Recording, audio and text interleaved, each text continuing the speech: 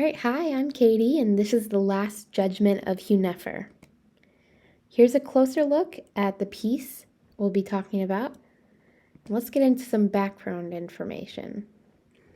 The Judgment of Hunefer was created during the later New Kingdom. King Seti I was ruling at the time, and Hunefer commissioned this piece before his death. He was Seti I's scribe and steward, so he held a priestly status.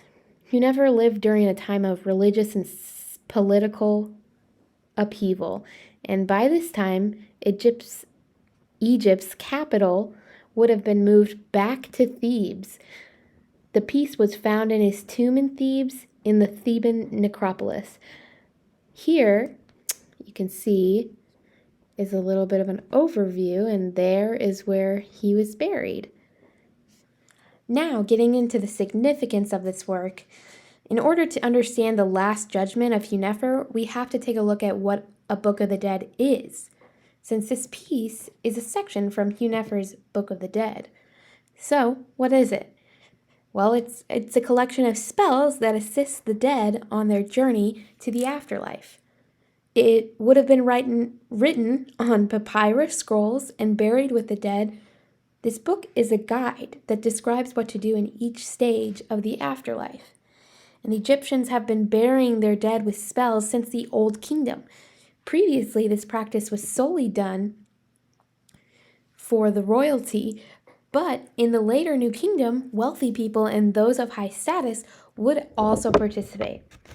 Another tradition when making this Book of the Dead was to draw the dead wearing all white, and we'll find this to be true in most books of the dead that you look at. So this Book of the Dead, it tells us what Egyptian society valued, and that would be the afterlife and preserving the dead. Egyptians would take every precaution to make sure their dead were equipped and ready for the afterlife, and the Book of the Dead makes sure the dead know how to get the everlasting life, and will do everything to make sure they don't die in the afterlife, or else their soul, their ka, will die too.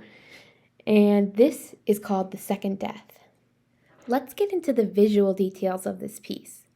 First, this is part of a scroll that was 1 foot 6 inches tall, and the scroll was made out of papyrus, an expensive paper-like material. The style of the Judgment of Hunefer was true to the Old Kingdom style. So we see art in the later New Kingdom, when this was made, revert to conservatism as a reaction to the previous Amarna style, with rigid figures drawn in composite view.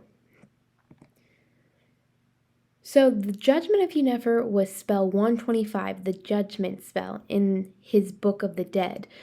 And it begins with this banner at the top where you see Hunefer giving gifts and prayers to the gods so that they will grant him eternal life. Moving down, Hunefer is being led by the god of mummification, Anubis. He is holding the Ankh, a symbol of eternal life. Next, there's this scene where Hunefer's soul is being weighed, and if his soul is lighter than the feather of the god of judgment, that means his soul is pure. But if not, his soul would be devoured by the beast called Ammit. So Hunefer does pass the test, and his name is written down in the Book of Life by Thoth. Next, we have the falcon god, Horus, directing Hunefer to the next stage, meaning he is ready to enter the underworld. So here we have the god of the underworld, Osiris, also the father of Horus. He's seated upright on a throne, holding the symbols of Egypt. Behind him, we have his wife and sister.